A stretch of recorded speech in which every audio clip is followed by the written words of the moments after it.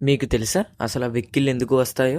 తిండిని చాలా వేగంగా తినడం వల్ల, గ్యాస్ ఉన్న పానీయాలు అంటే సోడా, అలాగే కూల్ డ్రింక్స్ తాగడం వల్ల, చాలా వేడి లేదా చల్లటి ఆహారం తినడం వల్ల, భయం, ఉత్సాహం, ఒత్తిడి వంటి భావోద్వేగాల వల్ల, మద్యం ఎక్కువగా తాగడం వల్ల కూడా వెక్కిళ్ళు వస్తాయి. వెక్కిళ్ళు ప్రమాదకరం.